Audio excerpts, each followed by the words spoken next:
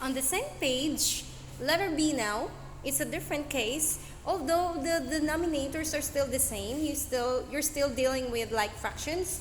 So, but this time it's subtraction, all right? And if you notice, your numerators are all monomial. So, first is copy your denominator, which is 3y minus 1 for both of them. And then, so, copy this because anyway, so you have it 9y squared minus, so if it is a monomial, it's just fine to write 1, but if it is a binomial, like there is minus or plus there, you have to enclose it in parentheses because you have to change the sign of your subtrahend. Remember the rule? Okay, so now that's your answer. It's so easy, right? Unlike in the previous example, you have to add this and that. So, but here, just copy because there's nothing to subtract anyway. So, just copy the denominator because they have the same denominator. You don't have to divide and times, it's the same. So, just copy because there's nothing to subtract here. An expression that is the same with y squared. No y squared here. So, and no constant term here. Like 1 is just 1 itself, no other variable, no other number. So copy and the subtraction symbol.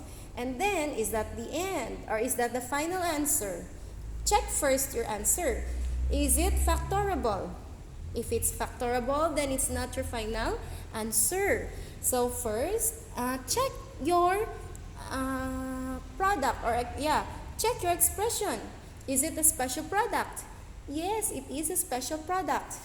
Okay, because it is, what do you call this? It's a difference of two perfect squares. So, difference of two squares, DTS.